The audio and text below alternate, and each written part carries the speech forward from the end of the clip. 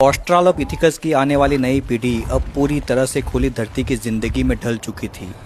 यही थे होमो हबिलिस, यानी टांगे छोटी थी पर अब वो सीधा चलना सीख चुके थे। चलते वक्त उनके कदम जमीन पर ठोकते नहीं थे बल्कि सोच समझकर पड़ते थे। सुबह दूसरे दिन होमो हबिलिस का एक झुंड खाने की तलाश में मैदान में निकला।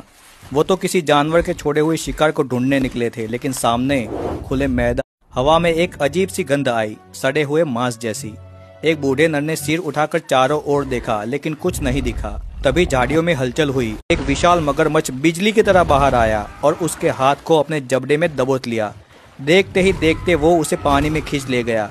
बाकी लोग पेड़ बहुत दूर थे और शिकार खुले मैदान में था, इसीलिए मैदान में खाना खाने की तलाश में आना ही पड़ता था। इससे हुआ यूं कि झुंड अब गुफा में ज्यादा समय। अचानक एक लकड़बग्घे ने एक मादा पर झपट्टा मारा और उसे कंधे पर काट लिया।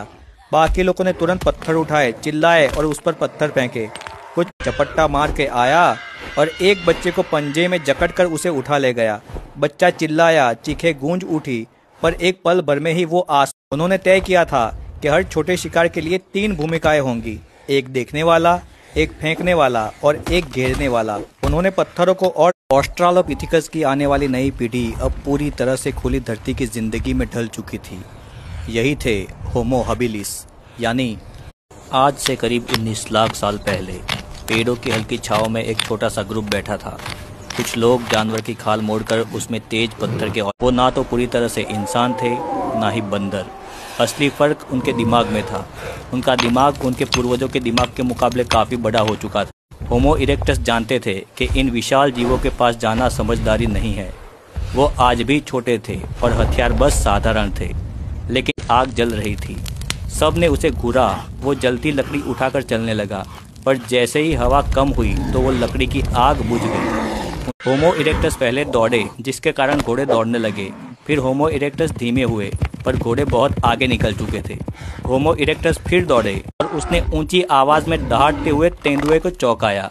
दूसरे सब लोगों ने हाथ में लंबी लाठियां उठा ली। तेंदुआ गुर्राया, लेकिन हमला नहीं किया। सब चौंक गए, पर उत्सुकता बढ़ चुकी थी। धीरे धीरे उन्होंने आग में सूखी लकड़ियां डाली और पीछे हट गए। सब आग से बहुत दूर बैठे थे। सुबह जैसे ही सूरज उगा वो चलने लगे।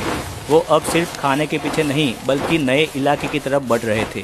उनके पैर लंबे थे, इसलिए वो हवा में कच्चे मांस की तेज गंध आने लगी। पूरा ग्रुप रुक गया। सामने थोड़ी दूरी पर हवा में गिद्ध चक्कर काट रहे थे और जमीन पर ताज़ा खून। सब कुछ खाना पीना होने के बाद ये ग्रुप आगे बढ़ा। अफ्रीका में उस वक्त जानवरों के झुंड उत्तर की तरफ बढ़ने लगे थे, क्योंकि मौसम काफी सूखा हो गया।